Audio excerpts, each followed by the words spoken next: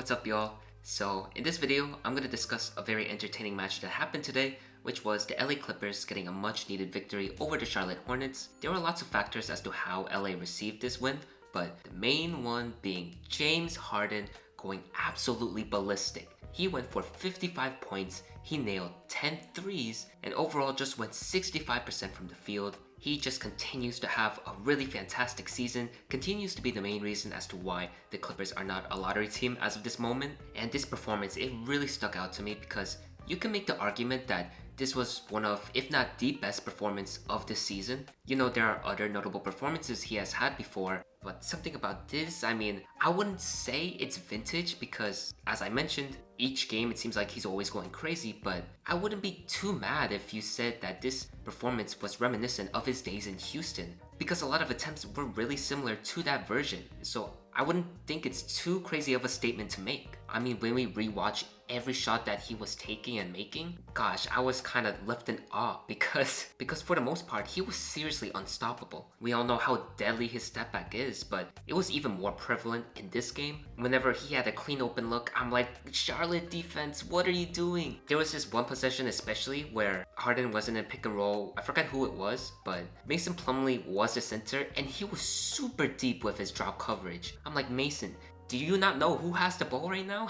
And guess what? The Beard took that opportunity, nailed another deep tray. Just, my goodness. Seriously, the shots that were over two defenders, I mean, those were not bad contests by any means. The two defenders were doing whatever they can, and it still didn't matter. And what's James Harden's age? He's like around 35, 36? Golly, I mean, seriously, just a tremendous performance. I mean, watching the highlights are good too, but you just had to be there live to just witness the overall craziness of it all. And when he's not looking to knock down some shots, he's still a very elite playmaker. That's the thing. Most of the second half, he was getting doubled like crazy, but around 95% of those doubles were rendered useless. Harden was always super patient. He's seen that type of defense before. So pretty much all it took for most of those doubles was for waiting for the defenders to be around him, making a bounce pass to the man in the middle. Mostly it was Chris Dunn. And then they just break down whatever's left of the Charlotte defense and just casually dismantle it. You know, like those anime protagonists, it seems like when the pressure's mounting up on them, they're supposed to be in trouble, but then they have this moment of being in a very calm state.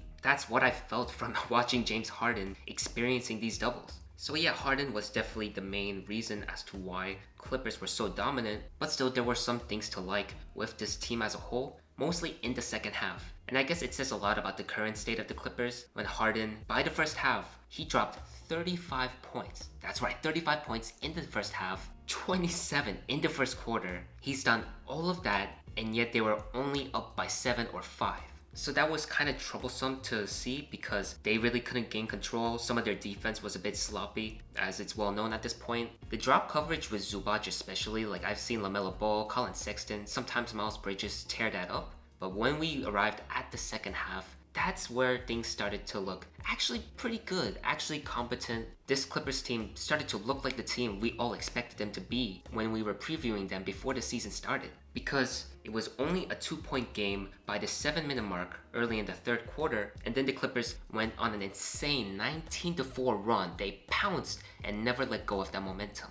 As I mentioned with the offense, it was just trying to maneuver the double teams, but the supporting cast really stepped up big time and made the right decisions, always breaking down Charlotte's defensive rotations, which I will get to in a second, though there's a lot to be left desired in that department. But back to the Clippers positives, that defense finally decided to get it together, whether it's forcing turnovers, messing up the offensive sets of the Hornets. I remember they gave Conconnable a ton of trouble early on. They actually performed like the defensive juggernaut they were last season. Zubac had a couple of nice possessions, Chris Paul and Nicholas Batum had solid positioning, and doing this with an injured Kawhi Leonard and Derrick Jones Jr. makes it even more impressive. Maybe this could be a watershed moment here. I might be exaggerating a bit, because again, it was just one half. But still, that second half performance came from adjustments, came from the personnel actually acting like the personnel we all expected them to be. Maybe this could be a turnaround that they need, at least to not be below league average on the defensive end.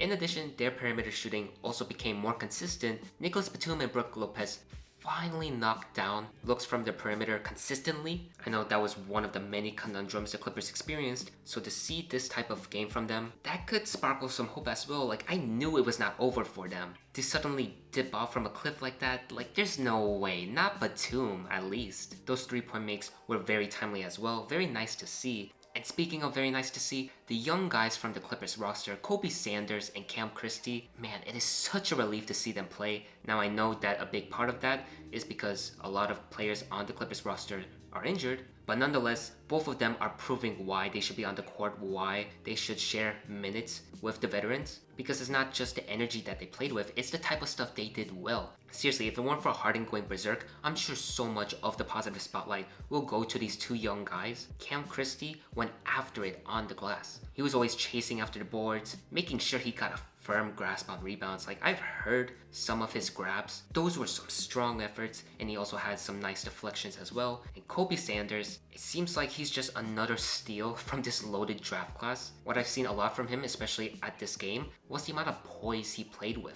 He wasn't rushing anything, he made sure to select his spots. Even some of his misses were good attempts. Like, I could live with those misses he was taking because those essentially were the right shots. I also appreciated his defensive effort, and he had a very nice lob to John Collins. Will Richards seems to take a lot of the attention in terms of hidden gems, which rightfully deserved, but I would state that, hey, you should probably make some room for Kobe Sanders in that discussion. And albeit the sample size isn't tremendously big, which I guess you can thank Coach Lou for that, but from what we've seen, there's so much to like. And I cannot exclaim enough how much of a relief it is to see these young guys play, because the Clippers aren't really the best place for young talent to go. I mean, you can ask Kobe Brown, you can also ask Musa Diabate. He was sitting, kind of getting ignored at the end of the Clippers bench, and now he's kind of thriving in the Hornets system, and I was so worried that would be the case for the rest of the young guys. But fortunately or unfortunately, however you may look at it, because no doubt injuries are never good, but that does lead to the opportunity of Christie and Sanders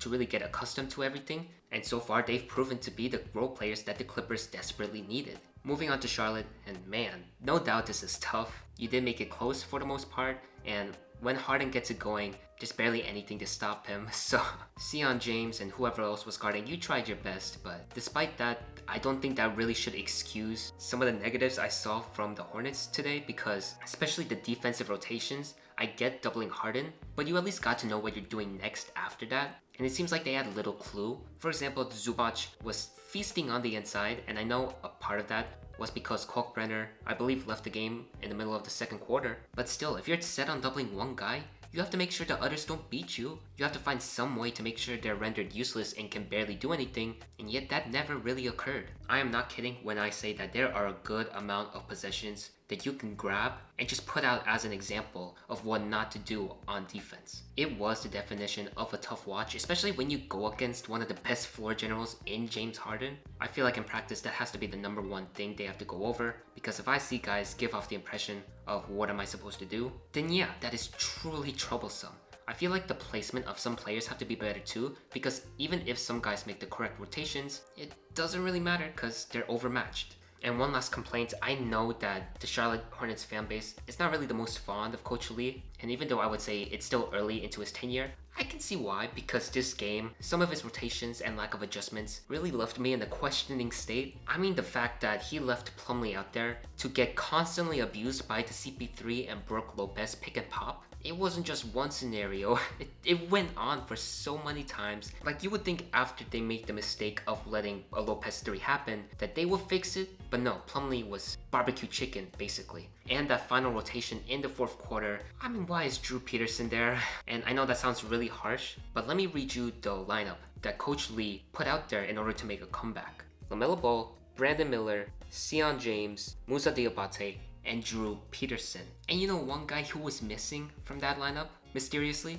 it was Con Kneppel, essentially their most consistent player, their best player on some occasions. 26 points, 6 of 9 from 3-point land, 75% of the field, yet he was nowhere to be found.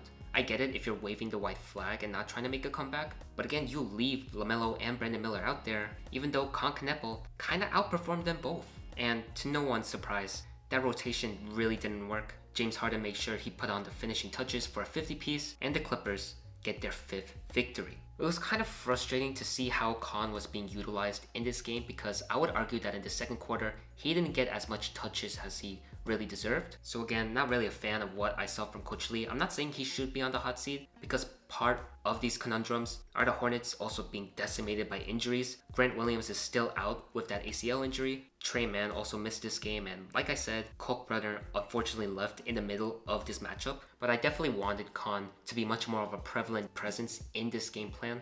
I mean, seriously, the tear that this dude is on, not just the percentages, but his feel for the game, like, definitely have a video of him in the works too, so stay tuned for that. There is one last shout out I want to mention, and that is Chris Paul, the point guard. We knew the writing was on the wall, especially in that offseason interview he did, but it is now official. He will retire after this season ends. It's kind of surreal, because even though I entered the NBA pretty late, it was around the time of the bubble. Around that year, he was with OKC. It was still a pleasure to watch him play, and not only did I eventually learn about his impact, but also just witnessing how he will continue his goodness with Phoenix. Gosh, I can't believe that was 4 or 5 years ago. I still remember that finals and playoff run they were on like it was almost yesterday. I mean, I'm just expecting kind of an emotional scene once that last game of his is done. I'm expecting a huge scenario at Intuit Dome, of course. Even just seeing this game, because both teams have played after the announcement has been made. Sounds silly, but even I got my emotions kind of riled up a bit. I wouldn't say I was crying or anything,